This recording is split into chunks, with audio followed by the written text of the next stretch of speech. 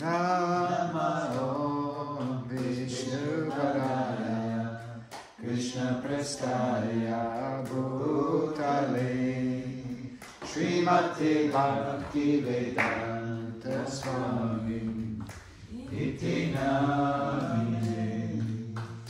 Namaste Saraswati Devi Gauravani Pracharini Nirvishesha Shunyavadi Paschatya Desha Tarini.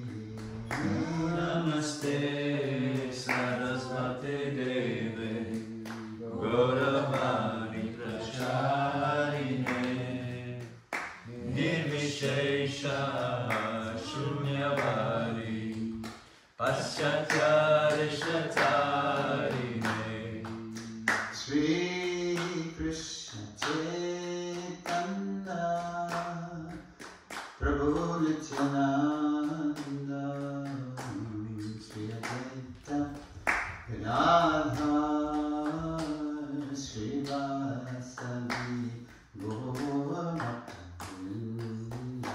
Jaya Shri Krishna Chaitanya Prabhu Nityananda Shri Advaita Gadadhar Shri Vasadi Gaura Bhaktavrinda. Hare Krishna, Krishna Krishna, Hare Hare, Hare Rama, Hare Rama, Rama Rama, Hare Hare, Hare Krishna,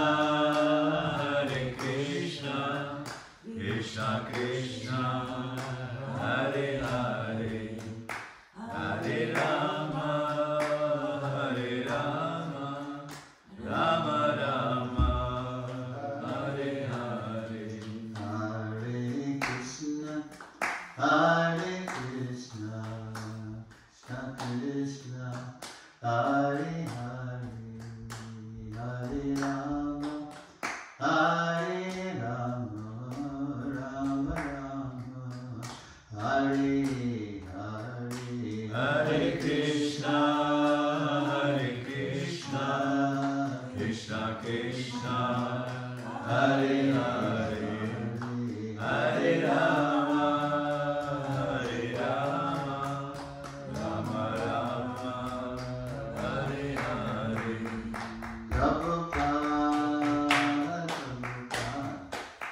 Prabhupada, Jaya Jaya Prabhupada,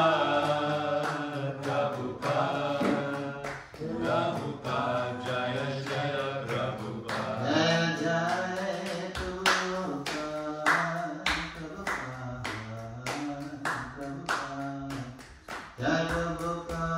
Jaya Jaya Prabhupada, Jaya Jaya Prabhupada. Let's all say Namo Vishnu Padaya Krishna Prestaya Bhutale Srimati Bhakti Vedanta Swami Niti Namine.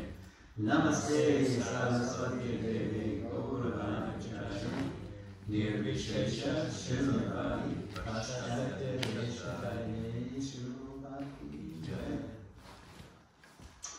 So, as promised, anybody who was here this morning, if you were thinking of questions or comments you didn't get a chance to ask, I didn't leave enough time.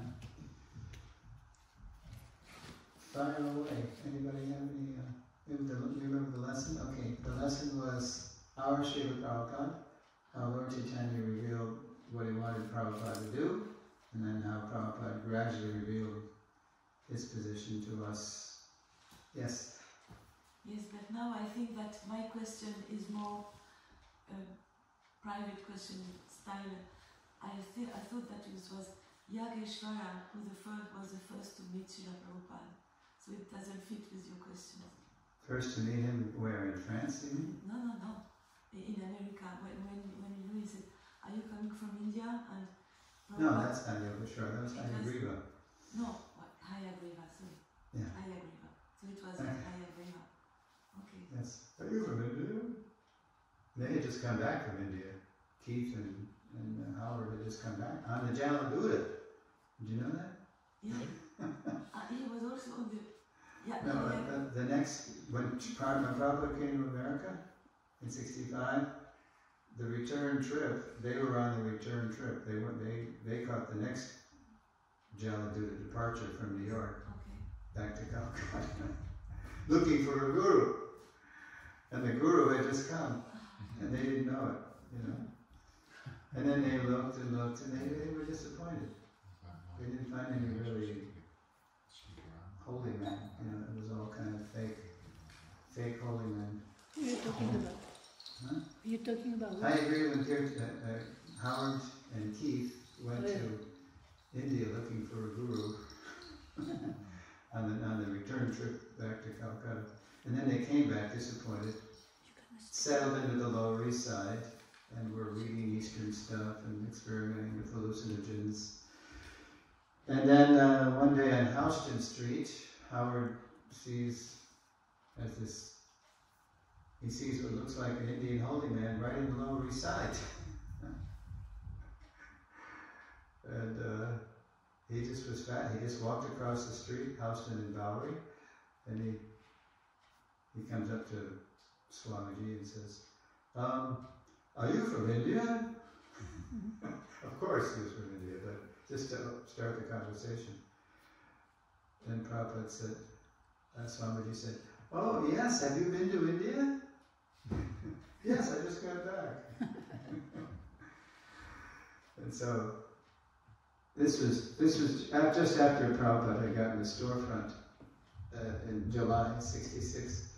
So then Swamiji he was trying to recruit people, you know, for his movement. So he said, after they exchanged, you know, names, he said, Howard, I want you to come to the storefront. I'm having classes, and I want you to come and see what you think. See what you think of how I'm doing it, how I'm trying to start a mission, you know. And bring some friends if you have any friends.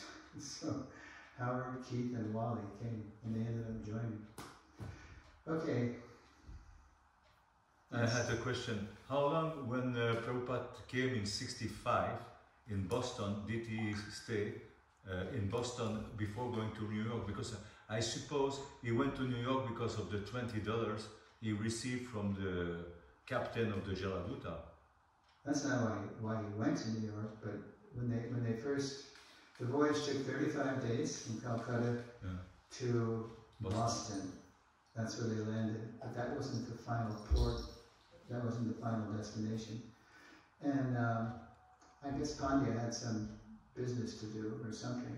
But that's where Prabhupada first stepped off the ship. He first set foot on American soil in Boston. And every year the Boston devotees go there on the day that Prabhupada came, September 17th, 1965 or 18. And Commonwealth Pier 5. And then that's where Prabhupada wrote the second poem. He wrote 2 poems on the way. The second poem was Markine Bhagavat Dharma, which is Bengali for teaching Krishna consciousness or preaching Krishna consciousness in America. Famous poem. And then the very next day, the ship went down to New York. Okay. Yeah, just overnight. Okay, is that it? Nobody had any? Well, we're kind of intimate tonight. Low attendance. But I'll just carry on then. And again, if the conch goes at 6:30 and we haven't finished, that's okay. We have permission from Prabhu to keep going with the Pujari just offering and us doing teaching kirtan. Alright, so lesson 4, his mission's roots. This is the lessons 4, 5, 6, and 7 where we start deepening our commitment to his mission. So let's find out what the mission is, his mission's roots. Okay. From the beginning, signs of Abhay Charan De's divine destiny had appeared. His birth by the Ganges on Nandotsava, the celebration of Lord Krishna's advent. His childhood devotion to deity worship, especially Rath Yatra, Lord Krishna's chariot parade.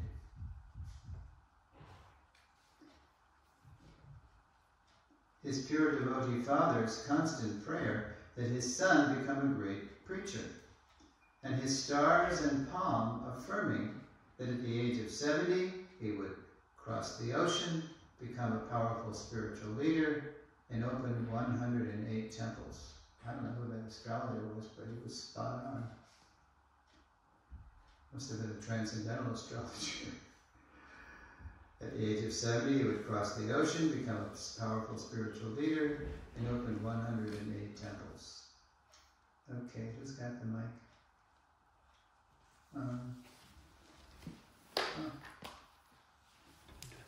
Want to read? Or, Me to read? Yeah, Can you see it? there you go. Okay.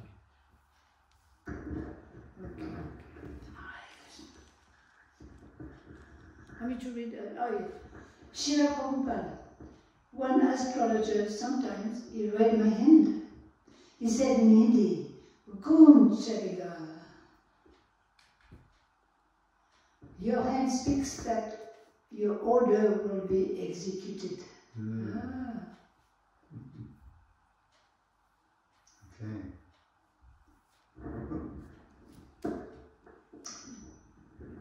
By his own account, let's see.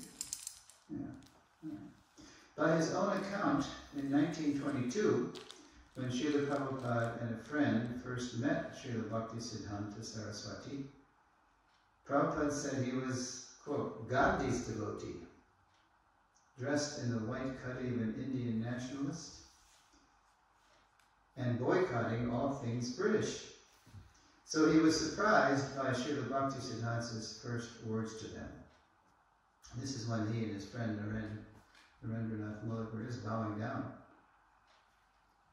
So Siddhanta Saraswati said, quote, you're educated young man, why don't you preach Lord Chaitanya Mahaprabhu's message throughout the whole world? He was recruiting people for his mission, and anybody who looked educated, he would say that to. And so even before they'd risen from their obeisances, Abhay was hearing that. Impressed by Srila Bhaktisiddhanta's bold conviction, Abhay, nonetheless, felt compelled to challenge him. Who will hear your Chaitanya's message? We are a dependent country. First, India must become independent. How can we spread Indian culture if we are under British rule? Srila Bhaktisiddhanta replied that Krishna consciousness, the original pure consciousness of every living being, was too urgent to wait for a change in politics. Misidentifying with matter, suffering humanity was forever pursuing freedom through temporary, earth-bound movements, including Gandhi's. But reconnecting everyone to Krishna, the Supreme Personality of Godhead, and our dearmost friend, was the highest welfare work. Struck by this masterful reply, Abhay's allegiance flew straight from Gandhi to Srila Bhaktisiddhanta, whose mission would soon reignite Lord Chaitanya's divine movement throughout India. All right, so, who do you want to read? I accepted him immediately, Prabhupada later recalled. Not officially, but in my heart. Nor was that heartfelt acceptance merely sentimental. In another Srila Bhaktisiddhanta Disappearance Day lecture in Hyderabad on December 10, 1976, Srila Prabhupada reiterated, quote, so anyway, from 1922 to 1933, Practically, I was not initiated. But I got the impression of preaching Chaitanya Mahaprabhu's cult, and that was the initiation by my Guru Maharaj. Then officially, I was initiated in 1933. Pretty astonishing. Prabhupada says the real initiation was right when Bhaktisiddhanta asked him to preach in an English-speaking world, all over the world, English-speaking countries. And then officially, because he said, I accepted him immediately. Not officially, but in my heart. Already a husband, father, and office manager at a Calcutta pharmaceutical company, Abhay decided to start his own pharmacy, expand the business, and also contribute to Srila Bhaktisiddhanta's mission. So in 1923, he moved his family to Allahabad and started Prayag Pharmacy, which soon flourished under his diligent management. His sense of mission would also flourish as he studied the writings of Srila Bhaktisiddhanta and his Gaudiya predecessors, the disciplic lineage of Lord Chaitanya. And I call the next section Initiation. In 1928, when senior sannyasis approached Abhay for help starting a branch of the Gaudiya mission in Allahabad, he was delighted to contribute his contacts and resources, and later became a favorite speaker and singer at the temple.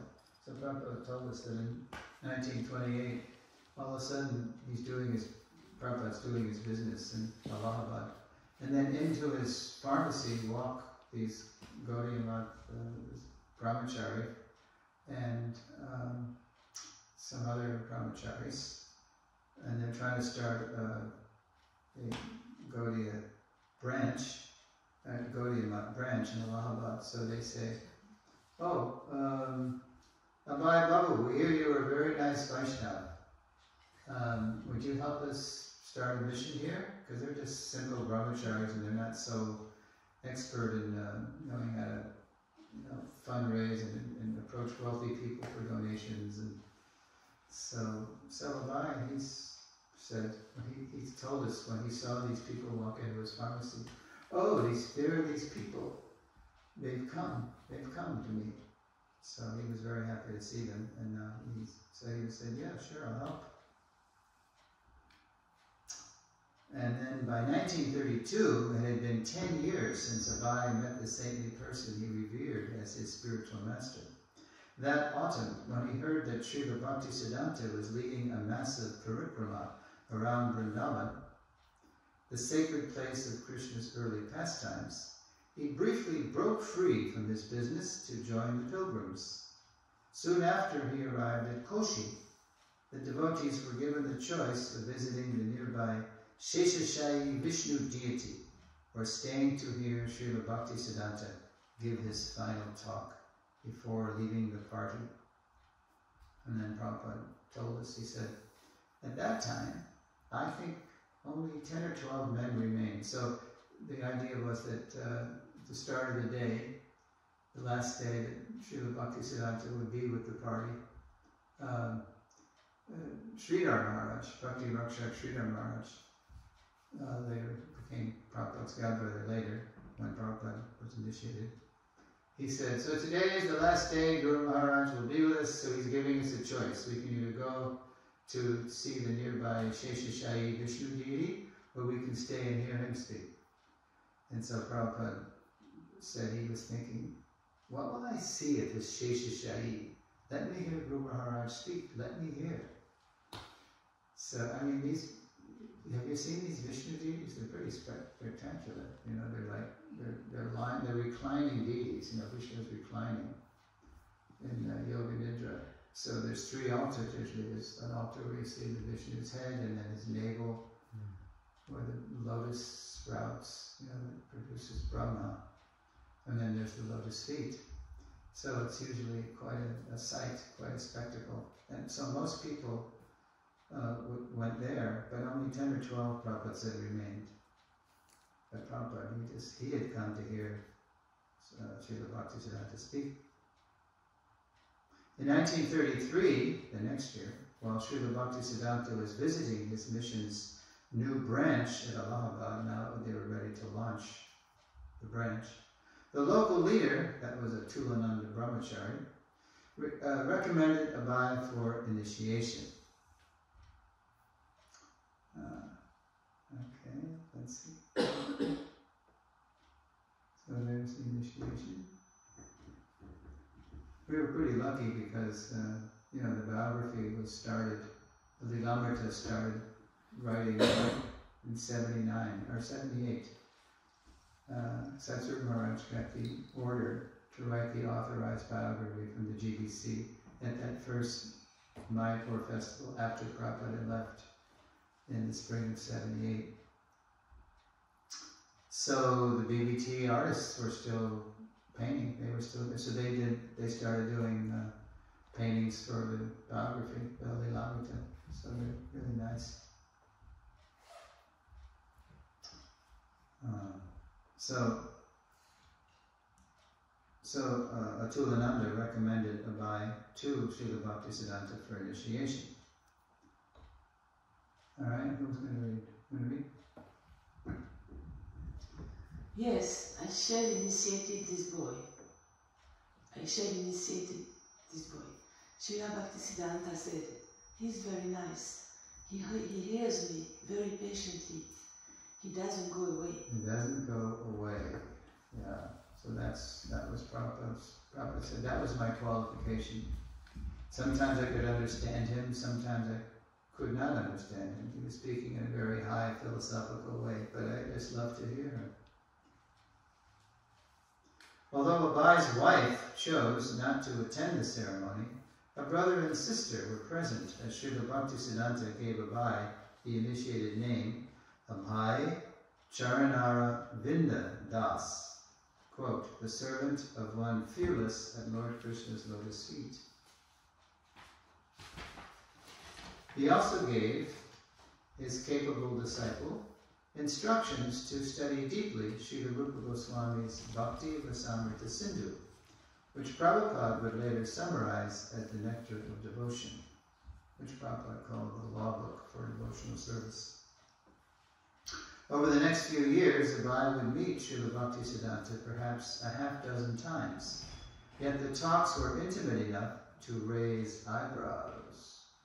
Srila Prabhupada, quote, sometimes I would talk freely with him, and the God brothers would become angry. They would say, fools rush in where angels fear to tread. I thought, I may be a fool, but what can I do? With my Guru Maharaj, we would talk so many private things. I was only a Grihastha, but whenever I came, my Guru Maharaj would be very glad to talk with me. Yeah, especially sometimes Srila Bhaktisiddhanta, in the presence of his sannyasis and brahmacharis, he would tell his Grihastha disciple to come and sit with him, right in the same seat, And so the God brothers were like, wow, why is he doing that? Doesn't he know it's offensive to sit in the same level as your Guru Maharaj? But Bhaktisiddhanta insisted. You sit next to me. Okay, so the next section of the narrative is, I call it Blessings because it's 1935. And it was a big year in Srila Prabhupada's spiritual life because Prabhupada received 3 major blessings, which really, increased his desire to serve the mission unlimitedly. So, blessings. Although an astrologer had predicted Abai could become one of the wealthiest men in India, in 1934, bad debtors and cutthroat competitors obliged him to turn over the debts and accounts of the Prayag pharmacy to his supplier and former employer in Calcutta. Yeah. Prabhupada was very lenient with his people who owed him money at the pharmacy. And so, but that had the effect of him, Abai, not being able to pay his supplier who was selling Abai the products practically at cost. He couldn't pay them. So Dr. Bose, Kartik Chandra Bose, he said, "Okay, look, I want you to succeed in Allahabad, but now I can't function if you don't pay your bills. I need money too, right? So let me come to your, I'll come to see you and see how, I'll look at your accounts and see why you can't pay." And sure enough, he just sort of did an audit on Prabhupada's accounts and saw that, yeah, it's true what you're telling me. The only reason you're not paying me is because they're not paying you. So I'll tell you what, I'll buy your business. I'll just buy you out. Assume all the debts, and I'll get, and so you'll be debt free. Of course, you won't have a business anymore, but at least you won't be in debt. So Prabhupada agreed, because by then he was thinking, I'm not really making big money here in Allahabad.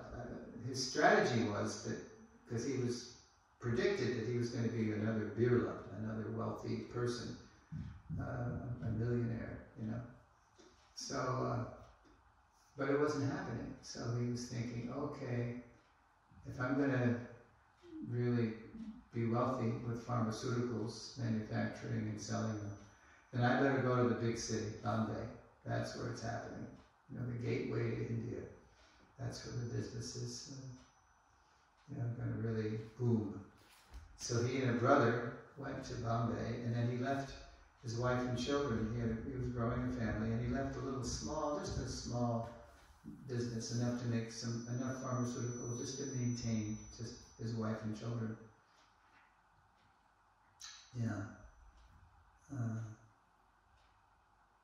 So, after arranging a small pharmaceutical works to support his family in Allahabad, Abai and a brother ventured to Bombay, seeking new sales and production opportunities. Lord Krishna, it turned out, had greater opportunities in mind. So here's what happened in Bombay. As in Allahabad, Abai once again met senior Gaudiya Math sannyasis, who asked him to help them start a mission branch in Bombay, because he'd already helped, the renunciates in Allahabad. So that word got around. Now, Bhai Babu, he's really good. He can really fundraise. He can make good contacts, and So it was Bhakti Srila Maharaj and Bhakti Suranga Maharaj. They met him somehow by Krishna's arrangement in the big city. They said, "Oh, Bhai Charanarinda," because he was initiated now. Can you help us start a branch in Bombay? Guru Maharaj wants us to start a Gaudiya Math in Bombay. Can you help us? So, Prabhupada, he couldn't resist. He was trying to make it big again with pharmaceuticals, but his heart was really with the preaching. So, as in Allahabad, Abai met senior Gaudiya Math sannyasis who asked him to help them start a mission branch in Bombay. His preaching increasing since initiation, Abai soon helped them launch a successful center. So they approached him in 1934, and then on the evening of February 25th, 1935, Srila Bhaktisiddhanta's 61st birthday, Abai delivered an English speech and poem to the members of the Bombay Gaudiya Math, capturing Srila Bhaktisiddhanta and his mission so eloquently that a godbrother dubbed him Kavi, learned poet. So here's what it was. The BBT, I don't know if they did it this year. They don't do it every year, but they used to print it every year. Prabhupada they used to print a transcript of the speech that Prabhupada gave in 1935 for Bhaktisiddhanta's Vyasa Puja, and the title of the speech is The Universal Teacher. And it's all about who Srila Bhaktisiddhanta is. He's not simply a guru, but he's a Jagat Guru. He's capable of delivering the whole world. So that became a famous speech. Okay, so let's see here. Yes. All right. Okay.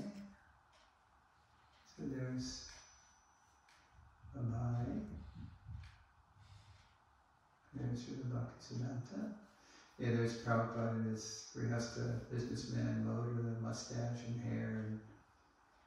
And now, see, he gave this speech, the universal teacher, and then he also spoke a poem, famous poem, capturing the mood of Srila Bhaktisiddhanta. And that was in 1935, February. And then 34 years later, when Srila Prabhupada's disciples were launching the London Yatra in 1969, and Prabhupada came. He came to get it going after they got buried place. Then Gurudas, he found the poem in an old harmonist in the British Library, he said, yeah, and brought it to Prabhupada. And Prabhupada said, oh, I thought this was lost. So now we're going to hear Prabhupada, you see the audio icon there, we're going to hear Prabhupada read the stanza in that poem that so amazed Srila Bhaktisiddhanta, because it completely convinced Bhaktisiddhanta that his disciple Abhayacharya Aravinda knew his mind. So here's the stanza. The absolute essential thou hast proved. In personal calamity thou hast moved. So when Srila Prabhupada read what he had spoken 34 years earlier in the Bombay Gaudiya Math launch, he read the poem, and then he changed a word in that stanza. Does anybody know what word? Yes. Removed. Sometimes you see it both ways. Moved, the way Prabhupada originally wrote it, and the way he spoke it there. And then he actually, he changed it to removed, because that's more what he meant. Yeah. You could sort of, with poetic license, you could sort of figure out that's what move means in that context. But Prabhupada, he wanted, how do you say in French, le mot juste. He wanted just the right word, so he changed move to remove. So Prabhupada is the origin of both changes. Yeah.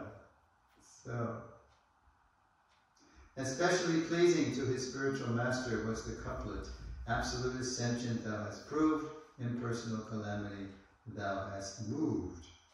When Abai submitted the speech and poem to the mission's English journal, the harmonist, Srila Bhaktisiddhanta instructed the editor, whatever he writes, publish it. Whoa, that's huge. What a blessing that is. That's the first blessing. All of a sudden, everybody knows that Abhayacharya Aravinda, Prabhu, is very dear to Srila Bhaktisiddhanta, so dear that Bhaktisiddhanta wants everyone to read what he's writing, because he's an expert English writer, expert English speaker. So whatever he writes, he told Nishikant Sanyal, the editor of the Harmonist, just publish it. Don't worry. I gave him carte blanche. He's just whatever. So that's the first blessing. Whatever he writes, publish it. Well, that must have been very encouraging to Prabhupada. That now, go to July during the summer. That July, Srila Bhaktisiddhanta came to install the deity of Lord Krishna in Bombay and was pleased with the progress of the center. So they launched it in February that year, 35. But then Srila Bhaktisiddhanta, that's when the movement was exploding in the Gaudiya mission. 64 Gaudiya Mats, thousands of disciples he was initiating. And then he finally got the chance to go to Bombay to inspect this center. And was pleased with the progress of the center. Yeah, there was a lot of literature distribution going on, and it was very well run. A lot of people were coming. So the leader, who was Bhakti Saranga Maharaj, the leader said that much of the work was due to Abai Babu, who had collected funds and helped establish the new branch. So Bhakti Saranga said to Bhakti Siddhanta, why is Abai living separately? He should be president of this Bombay Center. He should be in charge here. It's really his potency that we're able to do this. So, president of the Bombay Center. Bhaktisiddhanta Saraswati replied, quote, this is what Prabhupada told us, "It is better that he is living outside your company. He will do. He will do. When the time comes, he will do everything himself.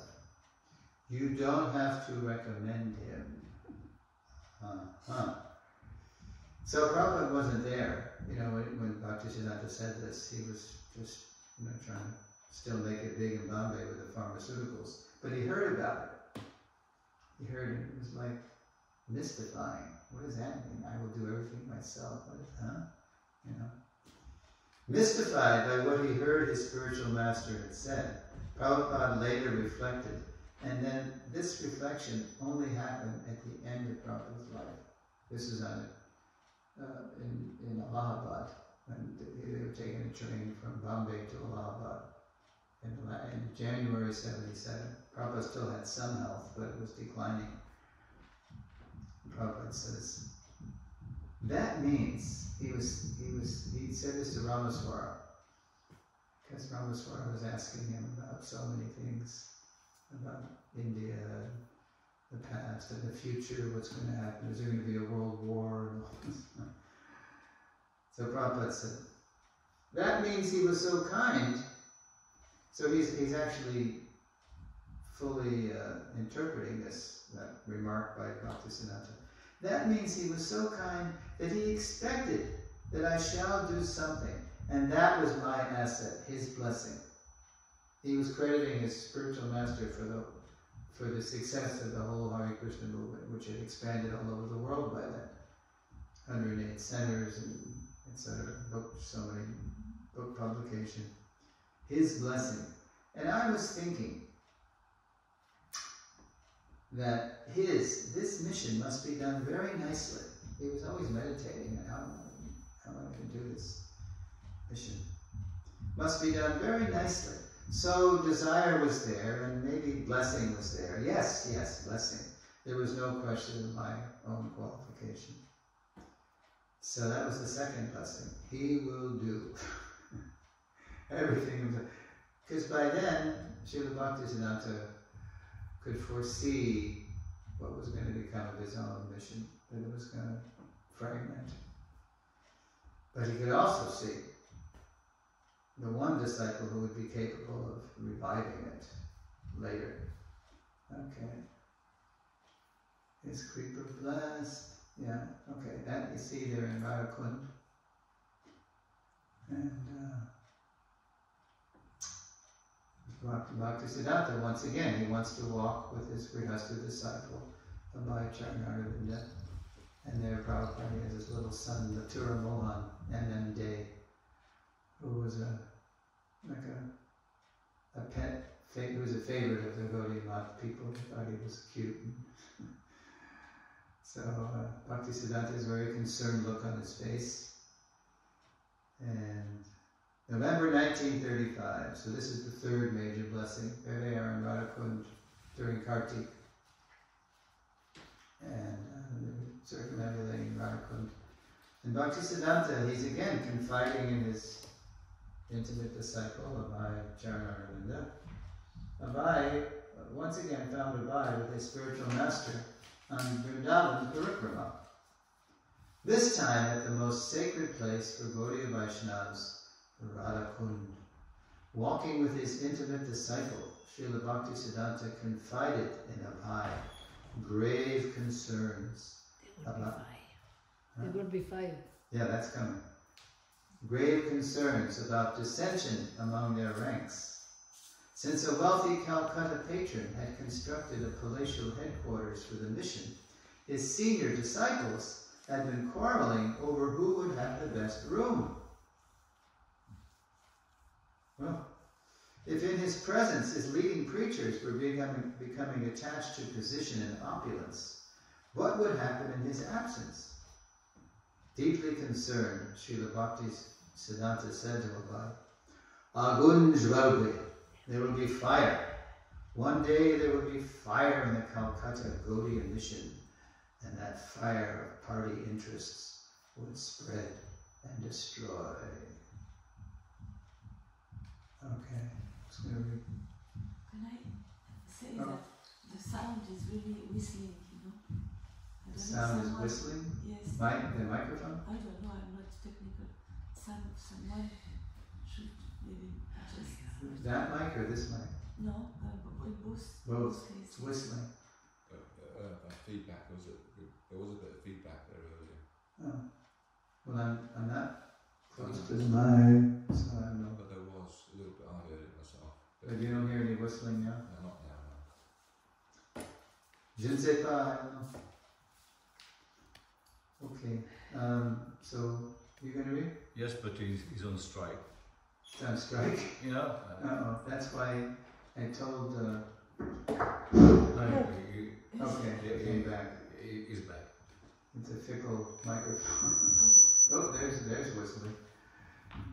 That's why I told Prabhu, don't leave. I need the tech people. Yeah. Oh, you're a tech guy. Switch it off.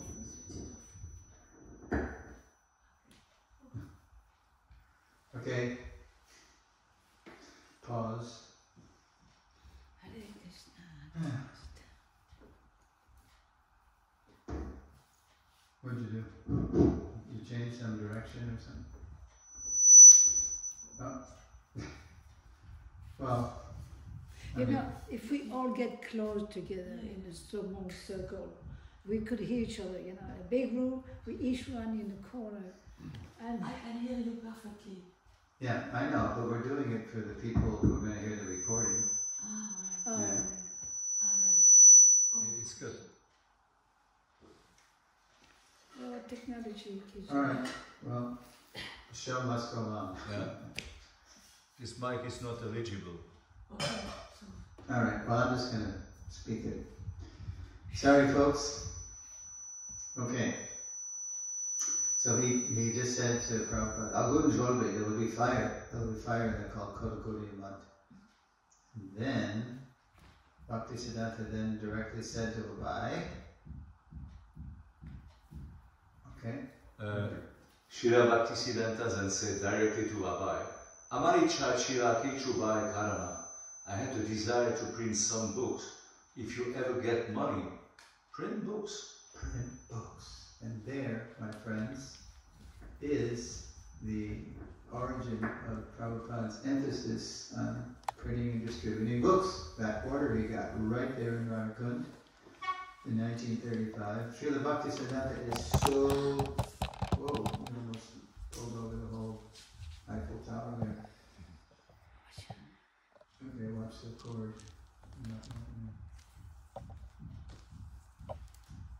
Okay, because ever since this benefactor of the Gaudiya mission, Jagabandhu, built this big marble palace in Calcutta at Bagh Bazaar, they were all fighting over the rooms.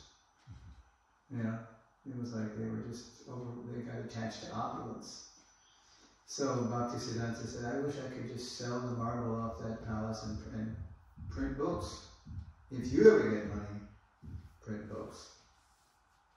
Standing by Radhakund and beholding his spiritual master, Abai felt the words deeply enter his own life. If you ever get money, print books. That grave blessing highlighted a grave reality in Abai's life. Although he was trying to execute his spiritual master's mission by becoming wealthy, that was the strategy. I'm a householder, so I'll just get wealthy, and then when I take Vanaprastha, the kids are grown, they can take care of my wife, I can go and do the mission full time with my accumulated wealth. But Krishna had a different plan. Although he was trying to execute his spiritual master's mission by becoming wealthy, his Bombay business ventures were not bearing fruit. It wasn't working. Despite Abai's assurance he had new plans to expand, his situation especially disturbed his wife. Whenever Abai visited his family in Allahabad, he tried to involve her in preaching programs at home.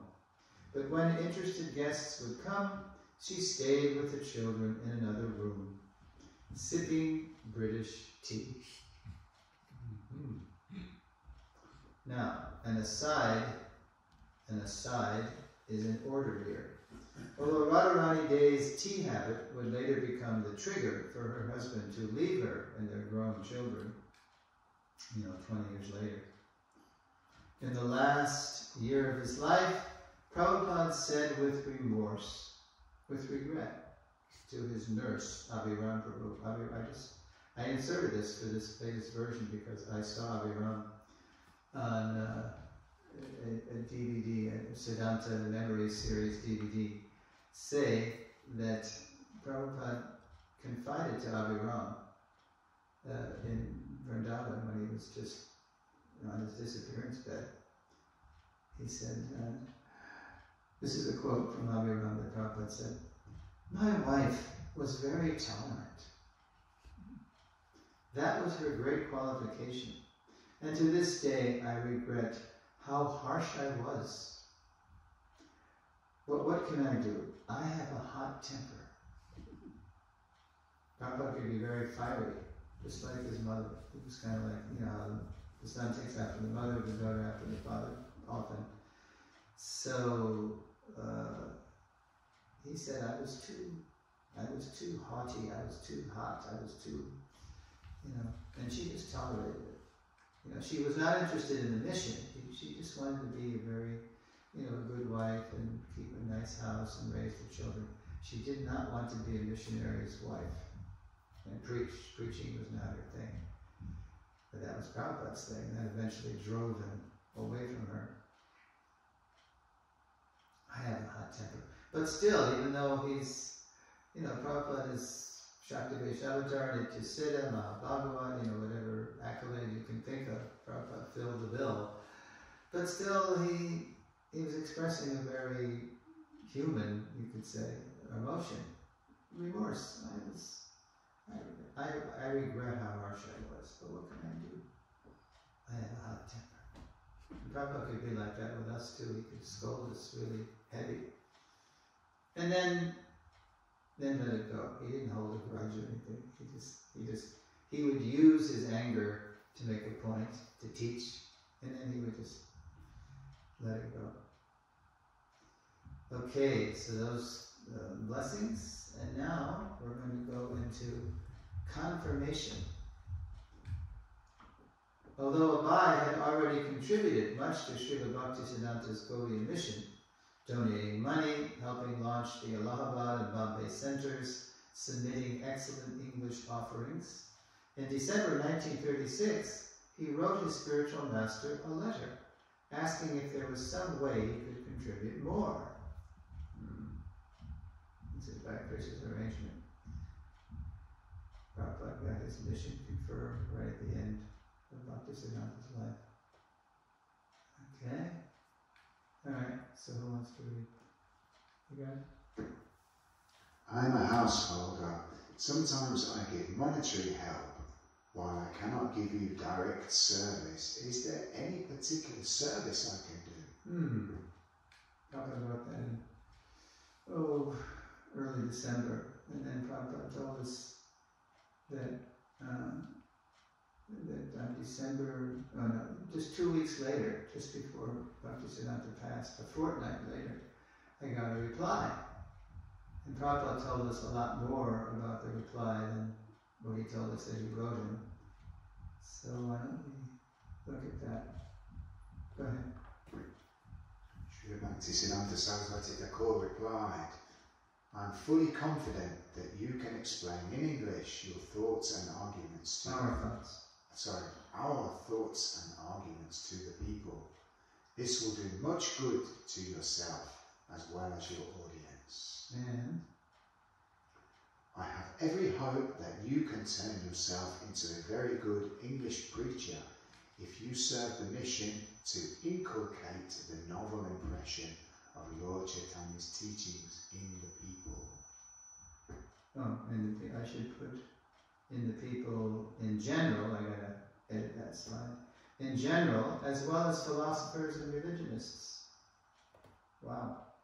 So, sound familiar? This is what this was a confirmation of what I was asking Abai to do in 1922. There it is, 14 years later. But by 1936, Srila Bhaktisiddhanta really knew that here's a person who can do this. He can actually do what I'm asking them all to do. He can do it. Little more than a fortnight after Abai read this letter, his spiritual master passed away. The same instruction he had received at their first meeting was now confirmed. Srila Bhaktisiddhanta's order was now the very purpose of his life.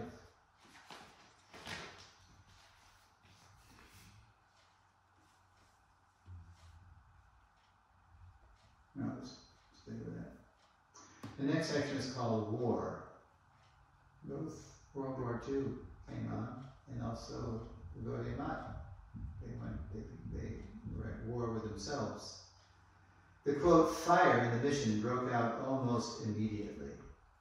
Although Srila Bhaktisiddhanta had clearly ordered his disciples to form a governing body and work, quote, conjointly, some leaders began competing to replace Srila Bhaktisiddhanta as the mission's supreme spiritual authority, as well as the controller of its assets.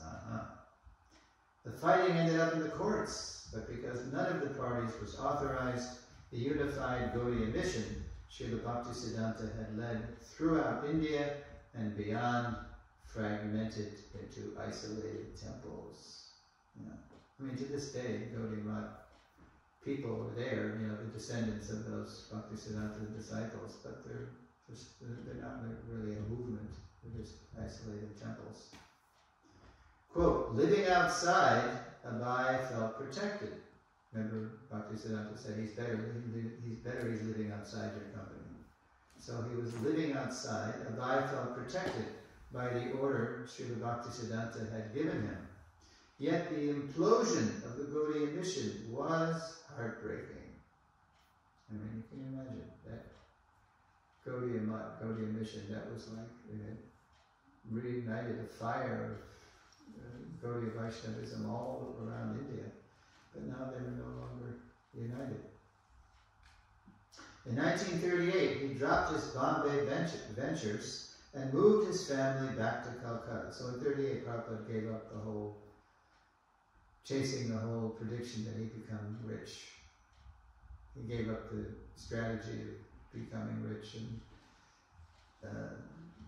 doing, with his accumulated wealth, he would do the mission. It wasn't happening. So he brought his family back to Calcutta, and he came from Bombay to Calcutta, and they were together again, but just maintaining with enough business just to maintain the family. In 1938, he dropped his Bombay ventures and moved his family back to Calcutta.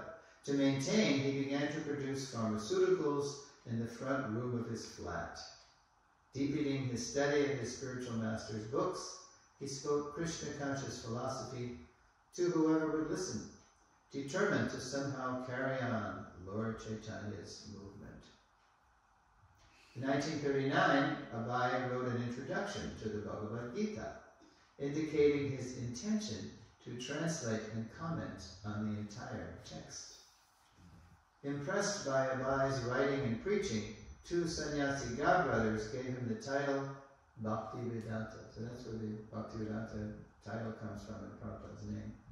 What happened was, it was Sridhar Maharaj and Bhakti Saranga Maharaj. After the Gaudiya Math broke up, then they went to Mayapur. And they were, just maintaining themselves. But they knew that Bhaktisiddhanta wanted preaching to go on, so they were friends with Abai, Prabhupada, Abai Babu. So they said to Abai, Abai, we'd like to come into Calcutta sometimes to preach, because Guru Maharaj wants that. So do you know of any place we could stay? And Bai said, yeah, I have some extra rooms here. Why don't you just come and stay with me?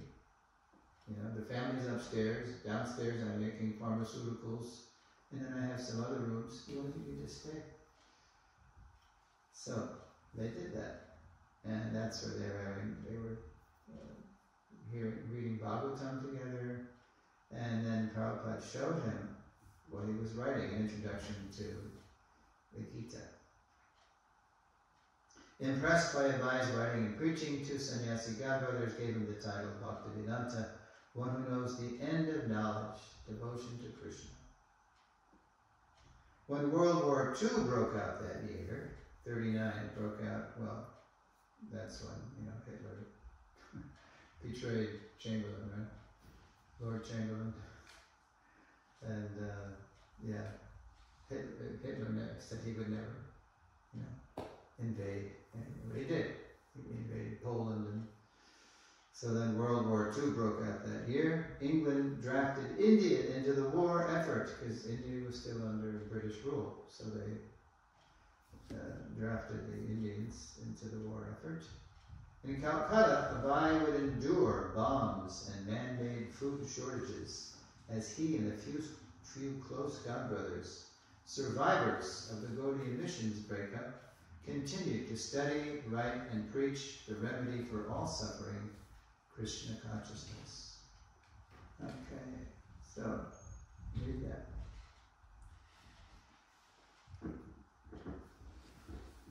In 1944, on Srila Bhaktisiddhanta's Takal's Appearance Day, Abhay launched an English devotional journal, Back to Godhead. Now, the first issue did not look like that. That's a masthead. You see, what's the date? 58? Yeah.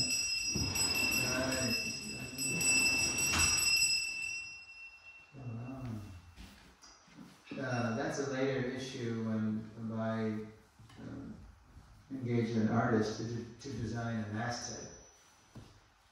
The first issue, if you've ever seen it, it's just plain, there's no graphics, it's just plain sheets.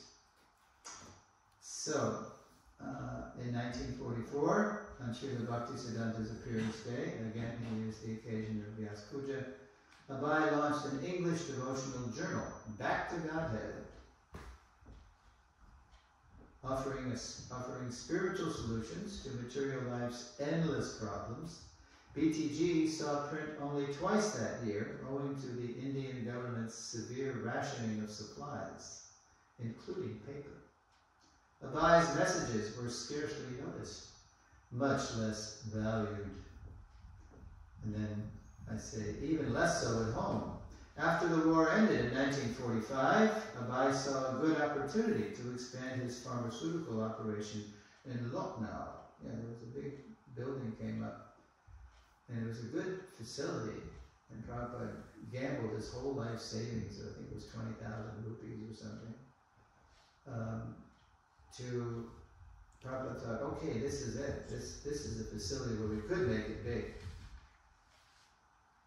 With enough profit potential to expand BTG and better situate his family, Abhai made a big capital investment. But when he called the family's best servant to come help him from Lucknow, the family would not let him go, wouldn't let the servant go. Indifferent, they didn't care, indifferent to Abhai's preaching ambitions, or even an opportunity to improve their own living standard, the family he was supporting was now becoming a useless burden. So, Prabhupada was so disgusted. In the biography, in the Lilamrita, you can read a letter he wrote to this servant that the family wouldn't let go. His name was Gauranga. He said, Gauranga, look, just come. And then Gauranga said, well, they won't let me go. And Prabhupada said, what? I'm no longer interested in these people. You can read this letter, it's so funny. I'm no longer interested in these people. Now, they are a useless burden. They're not interested in, in my mission, and also they're not interested even improving their own lot in life. But Prabhupada is dharmic. He's not going to And so he goes on, he's carrying on, supporting them. But inside, he's fed up.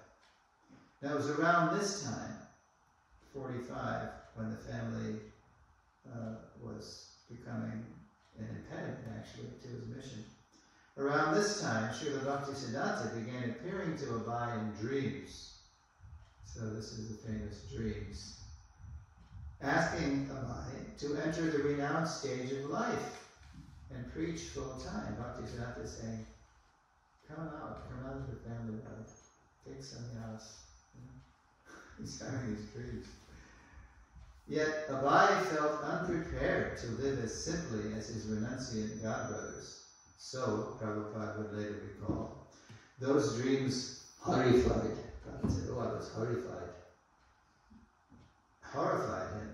Uncooperative though his family was, he dutifully continued to maintain them while looking for opportunities to advance his mission. Yeah, he wasn't very, he felt like I could never live like my sannyasi godbrothers. It's so austere, That's how he was thinking.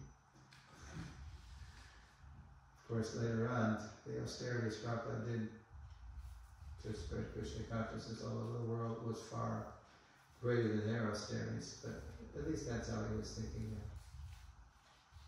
And the next section I call the spark.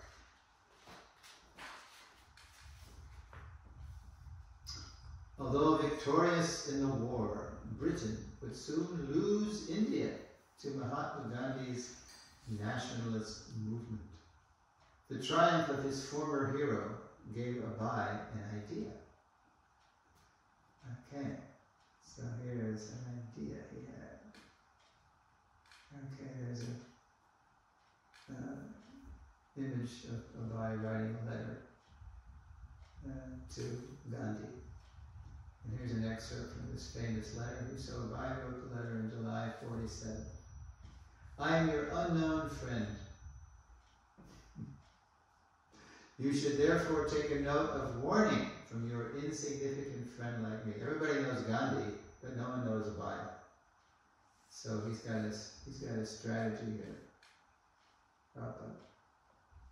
You should take a warning from your insignificant friend like me, that unless you retire timely from politics and engage yourself cent per cent in the preaching work of Bhagavad Gita, which is the real function of the Mahatmas, it's kind of a little, he's there needling him. Everybody calls you Mahatma Gandhi, but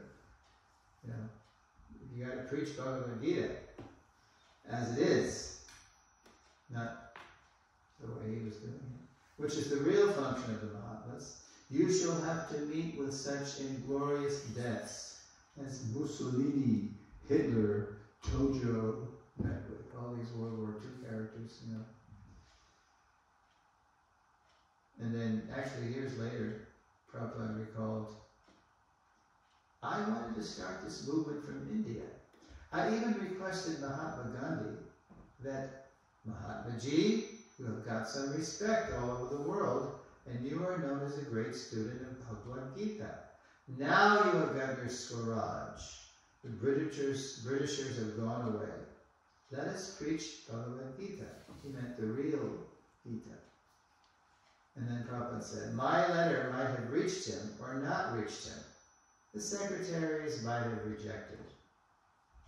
But in any case, but then he was killed. Oh, sorry. Should have let you read that. In any case, okay. There's the excerpt of the letter.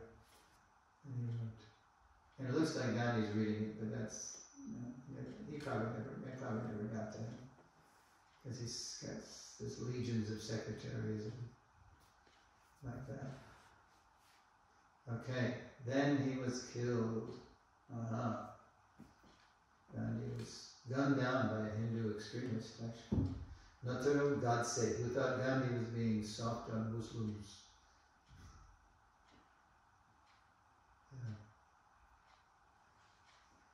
Abai's letter now proved prophetic. So when Gandhi was killed, boy, just what Prabhupada said in the letter, you're going to have to meet the same end as these people. So it happened. Although he had hoped to engage Gandhi to advance Lord Chaitanya's mission, Gandhi's demise would soon give the first name to Abai's plan to revive the Gaudiya mission. As Prabhupada later recalled, I had my plans and Krishna had his. Okay. I don't understand which first name, what is it? Okay, that's coming. Yeah, that's. I think I have to do some editing there. It's a hint of what's coming in the next lesson. Yeah, you'll see in the next lesson how Prabhupada was trying to engage Gandhi's name even after Gandhi got killed. Tried to engage Gandhi's name in death because after Gandhi was shot, I'm giving you a little preview of the next lesson. Then everybody's trying to think how to honor Gandhi. Everyone loves Gandhi, not only in India but over the whole world for his non-violence, resistance, and so how to honor Gandhi. So immediately Prabhupada was on it. So he wrote the Deputy Prime Minister of India. The first Prime Minister of India after India got its independence was Nehru. And there was a Deputy PM was Dr. Sardar Patel, so he wrote Patel and said, look, I know how to honor Gandhi. We can make a whole community, a spiritual community, based on the teachings of Gandhi's favorite book, Bhagavad Gita. And Prabhupada called the community that he envisioned the Gita Nagari, which became the name, as you know, of the ISKCON community and farm in Pennsylvania. So that was the first name Prabhupada gave to his mission. Because back to Godhead, that was the first expression of Prabhupada's preaching. In public was this magazine, Back to Godhead. But now Prabhupada was envisioning a whole community. He was trying to take it to another level. But you'll hear that next lesson. Okay, so now we're going to look at the learning outcomes. And then you can make questions and comments in terms of these learning outcomes. Lesson 4 is mission's roots, learning outcomes. By now we should be able to recall some early signs of Srila Prabhupada's divine destiny. Identify the seed of Srila Prabhupada's worldwide mission. Recall why Srila Bhaktisiddhanta initiated Abhay Charan Day. Recall 3 special blessings Srila Prabhupada received from his Guru Maharaj in 1935. Recall how Srila Bhaktisiddhanta confirmed Srila Prabhupada's mission in life. Recall what inspired Srila Prabhupada to start Back to Godhead magazine. Okay, there is a transition. I guess I'll just save that for after the Q&A. Anybody have any questions or comments? Question is, when is he going to take this garment? Go like a gift garland in the mouth.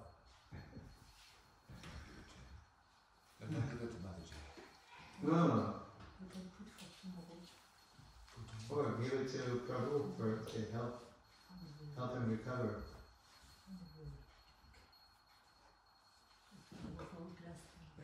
Right? What do you think? Do what? I'll give it to seniors. What's good? We have different opinions. I mean, it is France, right? We gotta have some argument about this. Okay. You have any questions or comments? Yes. Chitta. You got the mic? For the benefit of the listening audience. Watch out for, not over the tripod. Hare Krishna. Nice. In the chronology of the facts, I was surprised to hear that Prabhupada got this dream about his taking sannyas, or this suggestion to take sannyas, and I think it was not later so much later that himself wanted to engage Mahatma Gandhi in a kind of giving up, giving back, giving. Right, forget the mic. He was writing to Mahatma Gandhi about to transcend a little bit his program and to go further himself too. You were surprised that this happened after he had the dream? No, I'm not surprised. I mean, I think it's kind of following his own destiny to take sannyas. Which he did later. Yes. Much later. And he wrote to Mahatma Gandhi to inspire him to go further in his own program. Yeah, Prabhupada he had an idea how to preach, and then by then he was in effect he was Vanaprastha. You know, when they refused to cooperate with him, it was like he wasn't going to abandon them. He was still going to support them because he was dharmic, he was dutiful. But he was really meditating on how to do this mission, and he was just taking opportunity. He's an spirit transcendental opportunist. He was thinking how to do this. So he wrote the letter to Gandhi, and Gandhi got killed, and then he was still trying to take the opportunity of using Gandhi's name, as I just explained, by making a whole community, which was, he really envisioned, he was what became ISKCON. Let's make a community. Let's make an international society. But it was going to start small, right? In like a needle, out like a plow. We'll start with a community to honor Gandhi, because everyone knew the Gita was Gandhi's book of inspiration, although Gandhi didn't really know the Gita as it is. So, yeah, Prabhupada was following his own intuition, and he was in a time of life, he was a Vanaprastha, of how to do this. And the next lesson also you'll see, when the Indian government didn't respond to his suggestion, then he had another opportunity, which didn't go anywhere, but it was like practice. Each opportunity was like an upgrade from the previous BTG, and then Gita Nagari proposal, and then the preaching in Jhansi. You're going to see Jhansi in 52 and 53. So, yeah, Prabhupada was just, and that's what he was interested in doing. He was supporting himself and his family, but he was really interested in the mission. And that's what, when we interviewed Srila Maharaj for the Limamrita in 79, he said, you know, when I came to Calcutta in 38, when me and Bhakti Saranga Maharaj asked if we could come and to see how many places we could stay.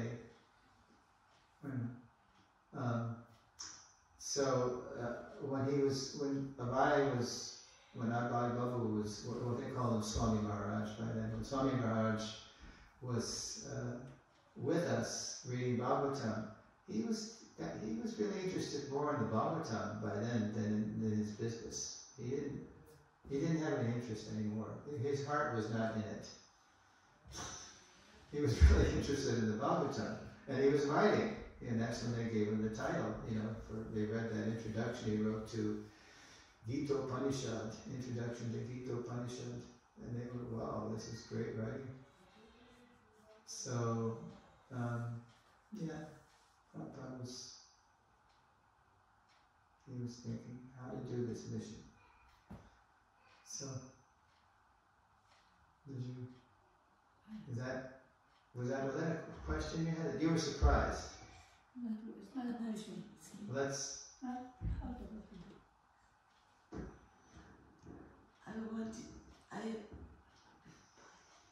Let's hear. No feedback. I was, in my mind, I was following the dream of Srila Prabhupada for himself and which dream? His dream of becoming wealthy, or the dream of sannyasi? Sannyasi. Well, that was his Guru Maharaj's coming to him. Yeah. Yes, but it was for his future. But this dream was in it. Juste pour la laisser, elle a du mal à se concentrer. Je la laisse se concentrer.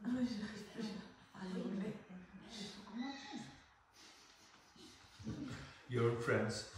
Anyway. What would do? Yeah. Yeah, it was the first, it was the seed. See, that dream that he had, that was the first inkling of that Bhaktisiddhanta wanted him to leave his family. And that happened 9 years later, 1954, T or me, that whole trigger, that triggered it. You'll see in the next lesson. Hare Krishna. J'apprécie justement l'humanité de Prabhupada. Il a eu le rêve de son gourou qui lui dit de prendre sannyas, il était horrifié. Et puis comment, par rapport à sa femme, il a eu des regrets d'avoir été un peu dur avec elle. You can speak English. So, you can speak English. Yeah, because I just know high school French. Just switch the button. Okay. So, Prabhupada shows humanity. When his guru appeared in his dream to take sannyas, he said he was horrified, And then when he talked about how he was kind of tough heart with his wife, and he regretted. So it's good to see this the human side of Prabhupada, This is like. Oh, you're talking about? I had a temper, Yeah. I had a temper. So it shows you can be a great spiritual man. Yeah. It's not like you're a stereotype, Yeah, you're still a person and you have these feelings. Very good.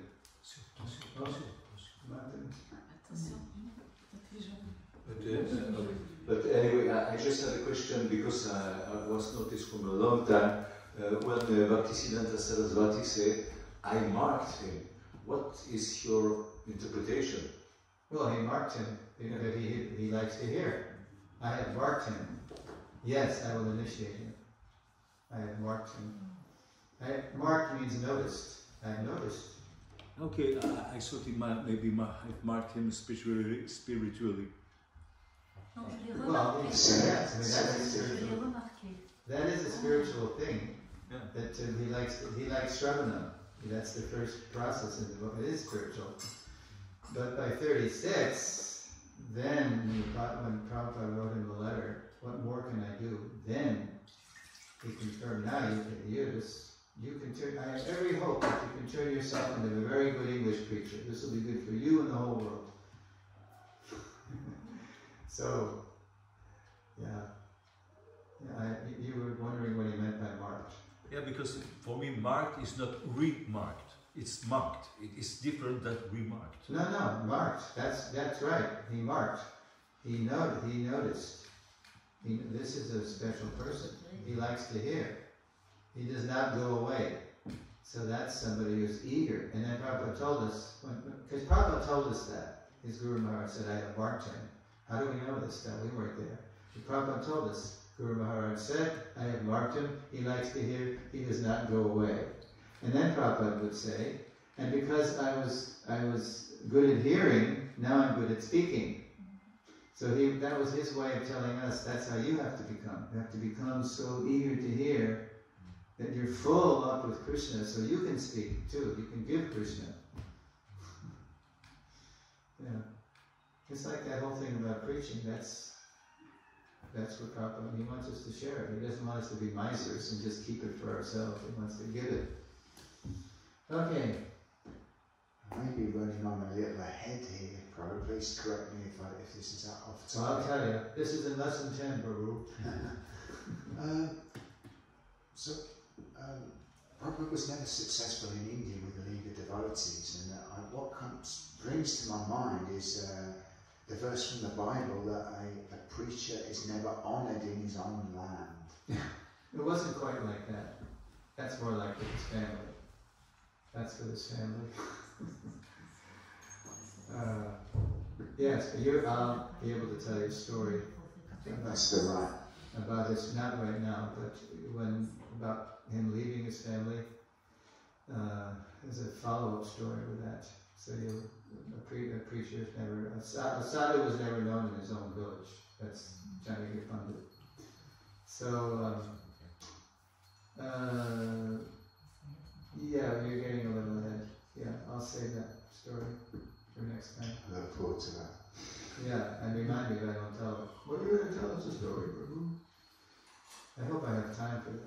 was, yeah. Well, okay, tonight the lesson was a little shorter. So it's still 5 minutes till Kanch. At the beginning of your presentation, you spoke about the nectar of devotion, and you said that Prabhupada gave it another name. What it was? Which name it was? Well, when Srila Bhaktisiddhanta initiated Prabhupada, when Srila Bhaktisiddhanta initiated Prabhupada, he told Abhay Charanaravinda to deeply study the Bhakti Rasamrita Sindhu. That's the name. Which Prabhupada later translated for us. He did a summary study called Nectar of Devotion. Okay, sorry. I thought it was another name. No, Nectar of Devotion. The Complete Science of Bhakti Yoga. You see the subtitle on our books. Prabhupada was always so adamant. This is not a religion. This is spiritual science. We don't need another religion. There are so many religions fighting in Kali Yuga. We need scientific spirituality. We need to distinguish clearly between matter and spirit and know who Krishna is, who God is. He's Krishna, the Supreme Personality of God. You'll see this in the next lesson. Yeah. He gave Prabhupada another instruction too. I don't know, it probably wasn't during the ceremony, but Harishari tells us that Srila Bhaktisiddhanta told Abhay Charanaravinda that, Sridhar Maharaj, he's a very good preacher, but he doesn't get out, he doesn't go out. I mean, he's a very good, he knows the philosophy very well, he's very good. He can speak, he can write, has very high realizations, but he doesn't go out enough and preach. He doesn't. So Bhaktisiddhanta saw in Prabhupada somebody who was more outgoing and more, into spreading it. So he said, you have to get him out. You have to get him out of the house, so to speak. Get him out of the house. Help him, because he could help a lot of people. So years later, in 1976, in Mayapur,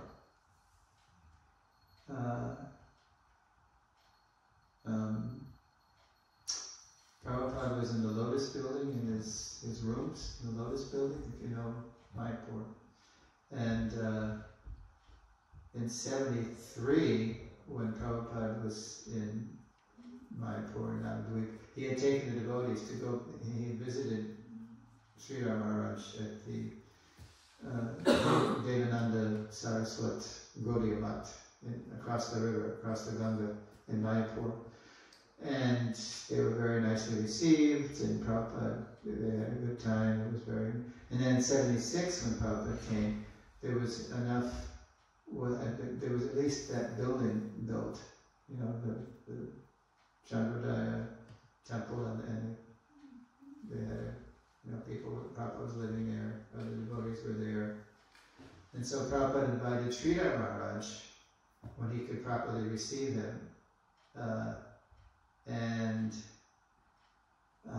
by then Prabhupada has been so successful. Sridhar Maharaj was, he was appreciating Prabhupada.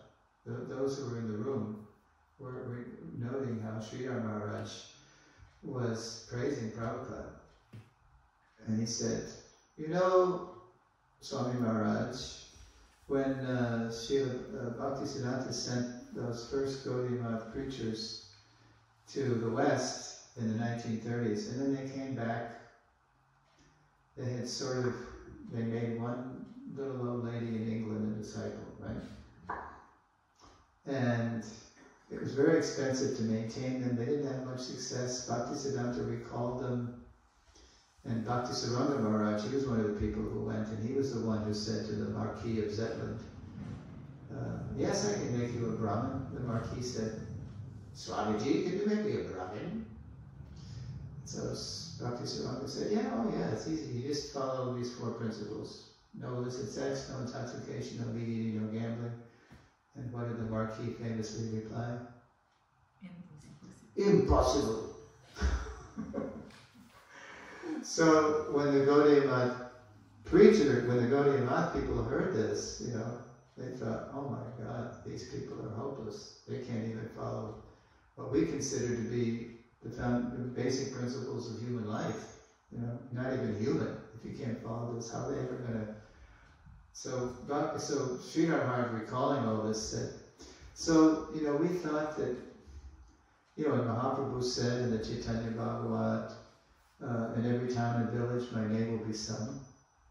We thought, this must be some poetic exaggeration or something. How could Krishna consciousness actually spread all over the world? Because these people can't even think of how to do this. But we saw in a previous lesson, this morning, how when Prabhupada came to the West, he knew how to do it. He didn't demand respect, he didn't demand that they follow principles.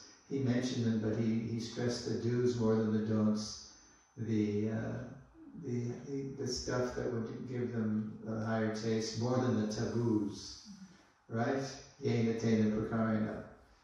And so Srila Maharaj was saying, but Swami Maharaj, you didn't, because by then he had spread it all over the world, to every major continent. So he said, quoting CC, he said, therefore, Shaktavesh, you are Shaktavesh. No one can spread Krishna consciousness. This is Kaviraj Goswami. Unless one is especially empowered by Sri Chaitanya Mahaprabhu, he cannot spread Krishna consciousness all over the world. So, Prabhupada did it. Said, for you are Shaktavesh. And then, Prabhupada said to him, he said to him, well, you know, this is not one man's work. Because he's, you know, he may have been thinking of Bhaktisiddhanta's order. Get him to participate in the expansion of Krishna consciousness. Get him out of the house. Get him out of Navadvip. So Prabhupada said to him, why don't you join us? You can help me train these people. They don't know, you know, they're just fresh from they're born and raised Malecha Yamana. Even in the womb, you know, they're eating meat, taking intoxication. I know I was. My mother was eating meat, smoking, drinking. So they take the sinful activities in with their mother's milk. So it's so hard to get them to be, you know, Vaishnava.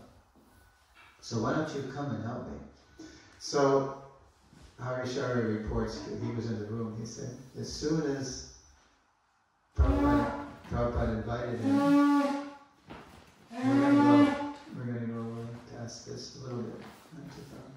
Then Srila Maharaj got this kind of wistful look on his face, a look of pride.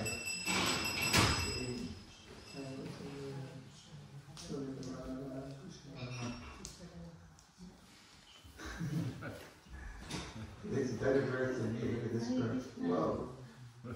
Hare Krishna. Bhagavan Ji, fortunate soul.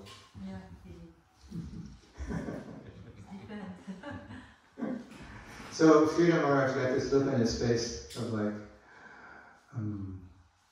if I had only joined, you know, it was like what if I had gone out like Swami Maharaj? It was like a look on his face. And so he didn't say much.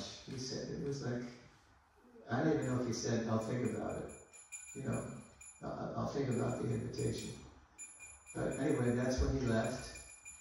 And he went to go back to Navadvip.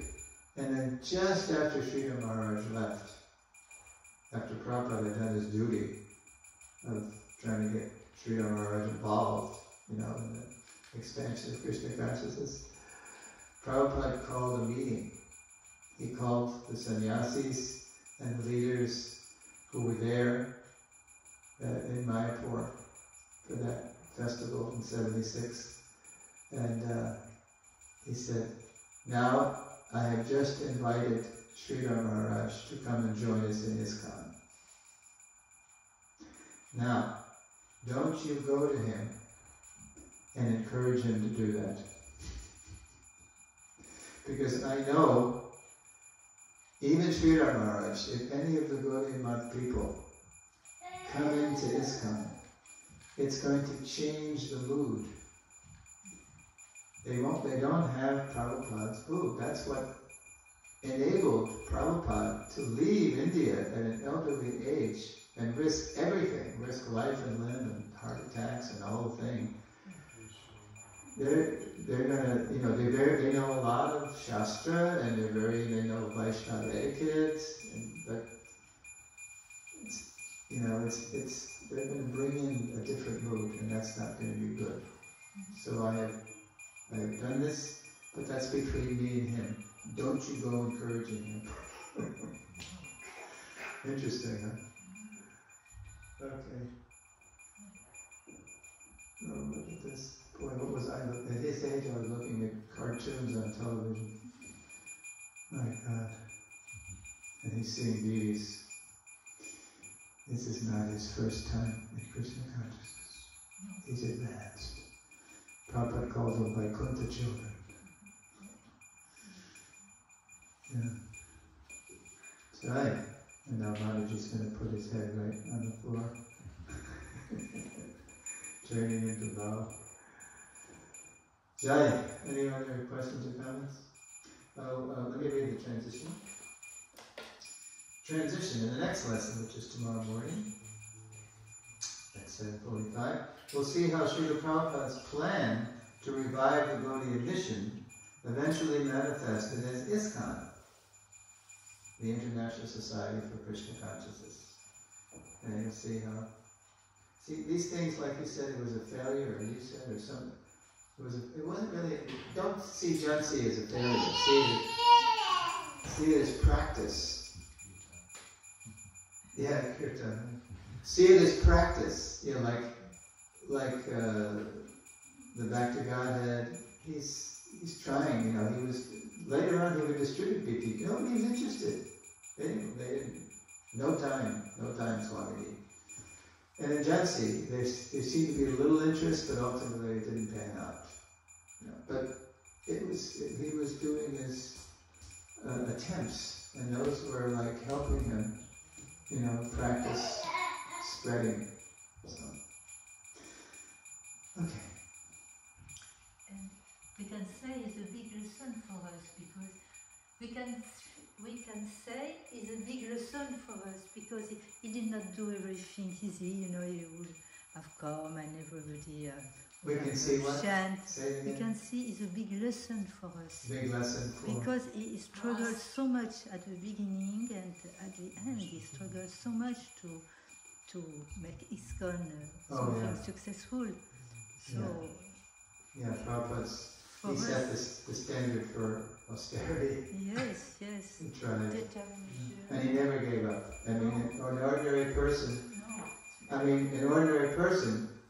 If an ordinary person came on that ship and had 2 heart attacks, as soon as the ship landed, he would have gone back on the next.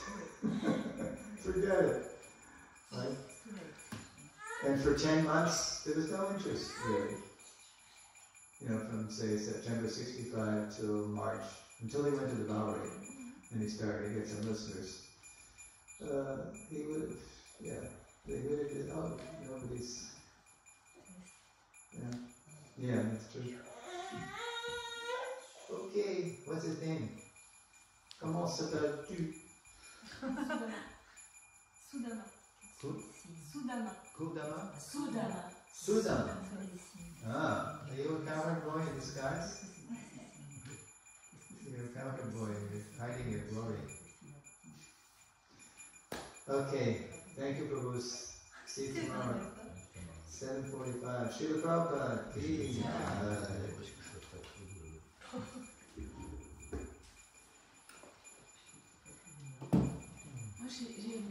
une impression, I have an impression of this lecture